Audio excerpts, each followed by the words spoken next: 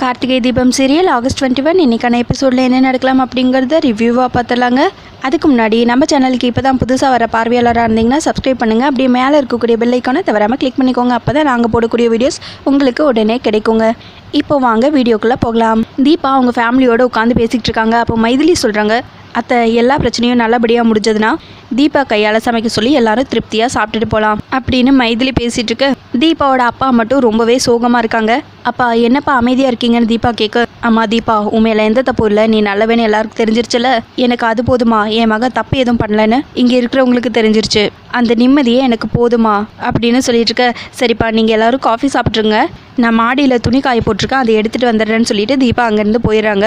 Deepa dress எல்லாம் எடுத்து மடிச்சிட்டு இருக்காங்க. கரெக்டாக அந்த டைமில் ஐஸ்வர்யா வராங்க. ஏய் என்னடி சொன்ன அவங்கிட்ட அப்படின்னு கேட்க, என்ன காணு கேட்க, அக்கா கேக்கான்னு சொன்ன வாயை கிழிச்சிருவேன், என்னை பற்றி என்னடி சொன்ன அவங்கிட்ட அப்படின்னு ஐஸ்வர்யா கேட்க, எனக்கு ஒன்றுமே புரியல, திடீர்னு ஏன் என்கிட்ட வந்து கோமா சத்தம் போடுறீங்க, நான் யார்கிட்ட வத்தி வச்சேன்னு தீபா கேட்க, தெரியாத மாதிரி நடிக்காத, கார்த்திக் கிட்ட என்னை பற்றி இல்லாதது பொல்லாதுன்னு சொல்லி ஏற்றி விட்டுருக்க, அவன் என்னடானா நீ ஒரு ஆளுன்னு என்னை வந்து கேவலப்படுத்தி பேசிட்டு போகிறான், ஏண்டி ஒன்றை வந்து வீட்டுக்குள்ளே உட்காந்துட்டு இருக்க உனக்கே அவ்வளோ திமிரா அப்படின்னு ஐஸ்வர்யா கேட்க, உங்களுக்கு என்ன ஆச்சு, ஏன் இப்படி படப்படன்னு பேசுறீங்கன்னு தீபா கேட்க, ஏய் தெரியும்டி நீ பெரிய ட்ராமாக்காரன்னு எனக்கு தெரியும், இப்படி ட்ராமா போட்டு தான் நட்சத்திராவை ஒழிச்சு கட்டிட்ட, அடுத்து என்ன அனுப்பலான்னு பார்க்குறியா, ஏண்டி நீ பண்ண ஃபோன் காலை நான் தான் எடுத்தேன்னு உனக்கு தெரியுமா, தெரியுமாடி, நான் தான் எடுத்தேன்னு என்னமோ பக்கத்துல இருந்து பார்த்த மாதிரி அவங்ககிட்ட போட்டு கொடுத்துருக்க, அவன் என்னமோ பெரிய இவன் மாதிரி என்ன வந்து மறைக்கிறான், அவன் என்ன பெரிய வெங்காயமா திமிரு பிடிச்ச அலையறான்னு ஐஸ்வர்யா சொல்லிட்டு இருக்க. இங்கே பாருங்க என்னை பற்றி என்ன வேணாலும் பேசுங்க, ஆனால் கார்த்திக் சாரை பற்றி மரியாதைலாம் பேசாதீங்க, அதை என்னால் பொறுத்துக்க முடியாது, பிடிக்காதுன்னு தீபா சொல்லிட்டு இருக்க. பிடிக்காட்டி என்னடி பண்ணுவேன்னு ஐஸ்வர்யா கேட்க, இங்கே பாருங்க ஃபோன் எடுத்தது நீங்கள் தான், அது எனக்கு நல்லாவே தெரியும், அன்னைக்கு நான் ஃபோன் பண்ணப்போ இந்த வீட்டில் வேற யார் எடுத்திருந்தாலும் என்கிட்ட பேசியிருப்பாங்க,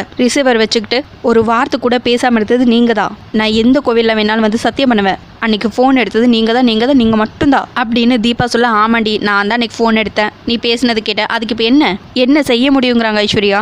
அப்போது கரெக்டாக அருண் வந்து பலார்னு ஒரு அற வைக்கிறாங்க ஐஸ்வர்யாவை. ஏய் என்னடி சொன்ன திமிர் பிடிச்ச கழுத, ஃபோன் எடுத்தியா, அம்மாவையும் தீபாவையும் காணோம், அவங்களுக்கு என்னாச்சோ ஏதாச்சோன்னு நாங்கள் எல்லாரும் பதறிட்டு இருந்தோம், அப்போ உனக்கு ஃபோன் வந்திருக்கு, உன் மனசில் எவ்வளோ வஞ்சகம் இருந்திருந்தா இந்த விஷயத்த சொல்லாமல் என்கிட்ட மறைச்சிருப்ப அப்படின்னு சொல்லிட்டு திரும்பவும் பலார்னு ஒரு அற வைக்கிறாங்க ஐஸ்வர்யாவை.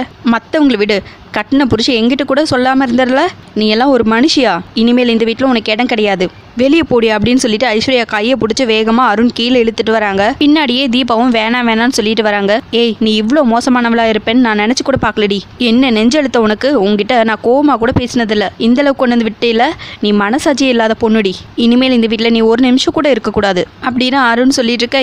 நான் எந்த தப்பு பண்ணல, என் கையை விடுங்கங்கிறாங்க ஐஸ்வர்யா. யாரு நீ தப்பு பண்ணலையா, நீ சின்ன தப்பு பண்ணும்போதே நான் கண்டிச்சிருக்கணும்டி, அசால்ட்டா விட்டம் பாரு, அது ஏன் தப்பு அப்படின்னு சொல்லிட்டு இருக்க. அருண் என்ன பண்ணிட்டு இருக்க நீ, அறிவில்லையா உனக்கு அப்படின்னு அபிராமி கேட்க, அம்மா இவ என்ன பண்ணியிருக்கான்னு தெரியுமா அப்படின்னு சொல்லிட்டு திரும்பவும் ஐஸ்வர்யாவை பலார்னு ஒரு அற வைக்க. டேய் என்னடா பண்ணிட்டு இருக்க, உனக்கு புத்தி கெட்டு போச்சா, பொண்டாட்டியை கை நீட்டி அடிக்கிறது என்னடா பழக்கம், யார் சொல்லி கொடுத்தாங்க உனக்கு, வெக்கமா இல்ல, அறிவு கெட்டவனே, உன்னதாண்டா கேட்குறேன், என்னதான் பொண்டாட்டியா இருந்தாலும் கை நீட்டுறவன் மனுஷனே இல்லை, ஏன் பிள்ளையா இருந்துட்டு நீ இப்படி செய்யலாமா, ஏன்டா உன் புத்தி இப்படி கெட்டு போச்சு, அவளை அடிக்கிற உரிமையை உங்ககிட்ட யாரா முதல்ல கொடுத்தா, தாலி கட்டிட்டா அவன் உன் அடிமையா, பொம்பளை கிட்ட கை நீட்டுவியா நீ அப்படின்னு அபிராமி லைனாக கேட்டுகிட்டே இருக்க. என்னை மன்னிச்சிருங்கம்மா, என்னைக்காவது இவளை கை நீட்டியிருப்பேனாமா, இல்லை கோம ஒரு வார்த்தை சொல்லியிருப்பேனா, இன்னைக்கு அடிக்கிற அளவுக்கு வந்துருச்சுமா அப்படின்னு சொல்லிட்டு இருக்க. அதுதான்டா கேட்குறேன், அடிக்கிற அளவுக்கு என்ன நடந்துச்சுன்னு அபிராமி கேட்க. அது வந்துமா மன்னிக்க முடியாத ஒரு பெரிய தப்பு பண்ணிட்டாமா, அதான் அடித்தேன் அப்படின்னு சொல்லிட்டு அருண் கண் கலங்க. டே அருண் என்னடா ஆச்சு, ஏன் கண் கலங்குற அப்படின்னு அபிராமி கேட்க.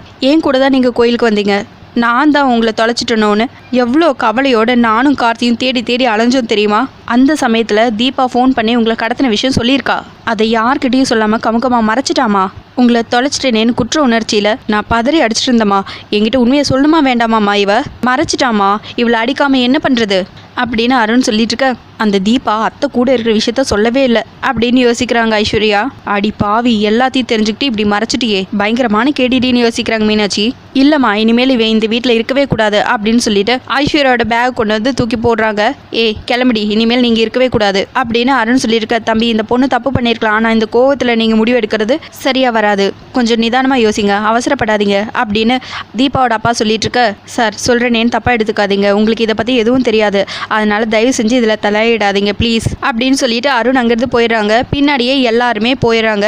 இன்னொரு பக்கம் அபிராமி அருண் சொன்ன எல்லா விஷயத்தையும் யோசிச்சு பார்த்துக்கிட்டு உட்காந்துட்டு இருக்காங்க தனியா. அப்போ தீபா மட்டும் ஐஸ்வர்யா கிட்ட போய் நின்று, அக்கா நீங்க எதுவும் தப்பா எடுத்துக்காதீங்க, அவர் ஏதோ கோவத்தில் பேசிட்டாரு, நீங்க எங்கேயும் போக வேணாம், இங்கேயே இருங்க, நான் போய் வேணா அவர்கிட்ட பேசுறேன் அப்படின்னு சொல்ல, ஏய் என்னடி என்கிட்டயே வந்து நல்ல மாதிரி ட்ராமா போடுறியா, இது எல்லாத்துக்கும் நீ தாண்டி காரணம், வாயை மூடிட்டு போடி வந்துட்டா பெருசா அப்படின்னு ஐஸ்வர்யா சொல்லிட்டு இருக்க. உங்க கோவம் எனக்கு புரியுதுக்கா, நீங்க எங்கேயும் போவேனா, நான் போய் அவர்கிட்ட பேசிட்டு வரேன் அப்படின்னு சொல்லிட்டு தீபாவும் உள்ள போறாங்க. கரெக்டா அந்த டைம்ல மைதிலி வராங்க. என்ன ஐஸ், இதுக்கு தான் ஓவரா ஆடக்கூடாது, என்ன ஆட்டம் போட்ட நீ, எவ்வளோ அவமானப்படுத்தி இருக்கீங்களே, பெயிண்ட் ஊத்தி கேவலப்படுத்தி பணச்சை ஒழிச்சு வச்சு நாடகமாடி எவ்வளோ சதி பண்ண, அப்ப நாங்க எவ்வளோ அவமானப்பட்டிருப்போம், கடவுள்னு ஒருத்தி இருக்காருடி, அதனாலதான் எங்க எல்லாருக்கும் முன்னாடியும் உன்னை அசிங்கப்படுத்தி எங்க எல்லாரையும் பார்த்து ரசிக்க வச்சிருக்காரு, எனக்கு மனசு நிறைஞ்சிருக்குன்னு மைதிலி சொல்லியிருக்க, மரியாதை இங்கிருந்து போயிரு அப்படின்னு சொல்ல, நான் ஏன் போகணும், நீ தாண்டி போகணும், அதான் உன் வீட்டுக்காரரே சொல்லிட்டாரே, பொட்டி எடுத்துட்டு கிளம்பி, என்னடி பாக்குறேன், நாங்க இப்போ போறதா இல்ல, இந்த வீட்டு மருமக, இந்த வீட்டோட மகாராணி எங்களோட தீபா தான், அவ கையால சமைச்சு சாப்பிட்டுட்டு தான் நாங்க ஊருக்கு போறதா இருக்கோம், உனக்கு தான் அந்த குடுப்பின இல்ல, கிளம்பு, உன் புருஷன் வந்துட போறாரு அப்படின்னு மைதிலி சொல்லிட்டு இருக்க. தீபா நேரா அருண் கிட்ட வந்து, கோவத்துல அவங்கள அடிச்சது கூட ஓகே, ஆனா அவங்கள வீட்டை விட்டு போக சொல்லாதீங்க, அவங்களுக்கு உங்களை விட்ட வேற யாரு இருக்கான்னு கேட்க, அவ பண்ணது மன்னிக்க முடியாத தப்புங்கிறாங்க அருண். தப்பாவே இருக்கட்டும், அதுக்கு இந்த தண்டனை பெருசு, அவங்க இந்த வீட்டுக்கு வாழ வந்தவங்க, அவங்க லைஃபே இதுதான், அவங்கள இந்த வீட்டை விட்டு வெளியே போசனா அவங்க எங்க போவாங்கன்னு தீபா கேட்க, அவ எங்கேயோ போட்டும் செத்து தொலைட்டும் அப்படின்னு அருண் சொல்ல, என்ன பேச்சு இது, நம்பி வந்து தாலி கட்டிக்கிட்டவங்கள செத்து போட்டுன்னு சொல்லலாமா, அது நியாயமா, அவங்கள நீங்க கை நீட்டி அடிச்சது தப்புன்னு சொல்றாங்க அத்தை, பொண்ணுங்களை மதிக்கணும்னு சொல்லி சொல்லி வளர்த்துருக்காங்க அத்தை, அவங்க பிள்ளையா இருந்துக்கிட்டு நீங்க இப்படி பேசலாமா, அவங்க உங்க மனைவி மட்டும் இல்ல, அத்தையோட மருமக, இந்த குடும்பத்தோட 2வது மருமக, அவங்க இந்த வீட்டை விட்டு போனா நம்ம குடும்பத்துக்கு அவமானம் இல்லையா, இந்த குடும்பத்துக்குன்னு ஒரு கௌரவம் இருக்கு, அது பாதிக்கப்படாதா அப்படின்னு தீபா ஒரு பக்கம் அருண் கிட்ட கேட்டுட்டு இருக்க. மைதிலி ஐஸ்வர்யா கிட்ட, தீபாவோட வீட்டுக்காரருக்கு தீபா நல்லவன் தெரிஞ்சிருச்சு, அவ இந்த வீட்டுல வாழ போறா, ஆனா நீ மோசமானவன் உன் வீட்டுக்காரருக்கு தெரிஞ்சிருச்சு, அதனால நீ இப்ப இந்த வீட்டை விட்டு போற, அட நல்லவங்க என்ட்ரி கொடுக்குறப்போ கெட்டவங்க அவுட் பண்ணும்ல, அதான முறை அப்படின்னு சொல்லிட்டு மைதிலி அங்கிருந்து போயிடுறாங்க. ஐஸ்வர்யா பெட்டியை தூக்கிட்டு வெளியே போகும்போது கரெக்டா கார்த்திக் வராங்க. ஆமா இது என்ன கையில பெட்டி, என்னாச்சு அப்படின்னு கார்த்திக் கேட்க, உங்க அண்ணன் என்னை அடிச்சு வீட்டை விட்டு துரத்திட்டாரு அப்படின்னு ஐஸ்வர்யா சொல்ல, என்னாச்சு எனக்கு புரியல அப்படிங்கிறாங்க கார்த்திக். நேத்து நீங்க என்ன காரணம் சொல்லி என்ன திட்டினீங்களோ அதே காரணத்தை வச்சுதான் இந்த வீட்டை விட்டு என்ன போக சொன்னாரு, நான் போறேன், நான் போய் செத்து தொலைறேன், நீங்க எல்லாரும் சந்தோஷமா இருங்க அப்படின்னு ஐஸ்வர்யா சொல்ல, அண்ணி நீங்க எங்கேயும் போவேன், இங்கேயே இருங்க அப்படின்னு சொல்ல, இல்ல நான் கிளம்புறேங்கிறாங்க ஐஸ்வர்யா. அண்ணி இங்கேயே இருங்க, நான் தான் சொல்றேன்ல, இருங்க வரேன் ஒரு நிமிஷம் அப்படின்னு சொல்லிட்டு உள்ள போறாங்க கார்த்திக். நேரா கார்த்திக்கும் அரங்கிட்ட போய் நின்று, அண்ணா என்ன பிரச்சனை, ஏன் இப்படி பண்ணிட்டு இருக்க அப்படின்னு சொல்லி கேட்க, அவ என்ன காரியம் பண்ணியிருக்கான்னு தெரியும்ல அப்படின்னு அருண் கேட்க, எனக்கு தெரியும், ஆனா அதுக்காக அடிக்கிறது வீட்டு விட்டு அனுப்புறதெல்லாம் ரொம்ப தப்பு அப்படின்னு கார்த்திக் சொல்ல, நானும் அதான் சொல்லிட்டு இருந்தேன் ஐஸ்வர்யாக்கா பாவம், அவங்க எங்க போவாங்க அப்படின்னு தீபா கேட்க, அண்ணன் அவங்க பண்ணது தப்பு தான், அதுக்கு நானே அவங்கள கண்டிச்சிட்டேன், அது போதுண்ணே, அதுக்காக வீட்டு விட்டு அனுப்புறதெல்லாம் தப்புன்னு, அவங்க எங்கே போவாங்க, முதல்ல போய் அவங்கள கூட்டிட்டு வா அப்படின்னு சொல்லிட்டு அருணை கையை பிடிச்சி இழுத்துட்டு போயிடுறாங்க கார்த்திக். அப்போ அருண் ஐஸ்வர்யா கிட்ட போய், ஏய் அழுதது போதும் உள்ள போங்கிறாங்க. ஐஸ்வர்யாவும் உள்ள போயிடுறாங்க. ஐஸ்வர்யா அவங்க ரூமுக்கு போய், ஏ தீபா என் அத்தை கிட்ட நான் சம்பாரிச்ச நல்ல பேர் எல்லாம் ஒரே நேரத்தில் கெடுத்துட்டல, அத்தையே எப்படி என் வழிக்கு கொண்டு வரணும்னு எனக்கு தெரியும்டி அப்படின்னு சொல்லி யோசிச்சுக்கிட்டு அருண் பேசினது மைதிலி பேசினது எல்லாத்தையும் யோசிச்சு பார்க்குறாங்க. ஏய் இனிமேல் நீ இந்த வீட்டில் நிம்மதியாகவே வாழ முடியாதுடி அப்படின்னு சொல்லி யோசிச்சுக்கிறாங்க ஐஸ்வர்யா. இந்த பிரச்சனையெல்லாம் முடிஞ்சதுக்கப்புறம் ஜோசியர் ஒருத்தர் வீட்டுக்கு வராரு. அப்போ அவரை மீனாட்சி ரிசீவ் பண்ணி உள்ள உட்கார சொல்றாங்க. போய் அத்தையை கூட்டிட்டு வரேன்னு சொல்லிட்டு அபிராமியை கூட்டிட்டு வராங்க. வீட்டில் இருக்கிற மற்றவங்களும் வராங்க. என்னம்மா திடீர்னு என்ன வர சொல்லியிருக்கீங்க, ஏதாவது விசேஷமா அப்படின்னு ஜோசியர் அபிராமி கிட்ட கேட்க, அது ஒன்றும் இல்லை ஜோசியரே, தாலி பிரித்து கோக்குறதுக்கு இவங்க ஒரு பூசாரி கிட்ட கேட்டாங்க, அவங்க வர வெள்ளிக்கிழமை நல்ல நாளா இருக்குன்னு சொன்னாங்களாமா. ஆனால் நம்ம குடும்பத்தில் எந்த ஒரு விசேஷம்னாலும் நம்ம உங்ககிட்ட கலந்து தானே பேசிக்குவோம், அதனால நீங்களும் கொஞ்சம் பார்த்து சொல்லுங்க அப்படின்னு அபிராமி சொல்ல, சரிம்மா இதோ பார்த்து சொல்கிறேன் அப்படின்னு சொல்லிட்டு ஜோசியரும் பார்க்க ஆரம்பிக்கிறாரு. ஆமாம் அன்னைக்கு ரொம்ப நாள் நல்லா இருக்கு, அன்னைக்கே வச்சுக்கலாம் அப்படின்னு ஜோசியர் சொல்ல, சரிங்க எங்களுக்கும் ரொம்ப சந்தோஷம், எல்லாருக்கும் சம்மதம் தானே அப்படின்னு அபிராமி கேட்க, எல்லாரும் சம்மதங்கிறாங்க.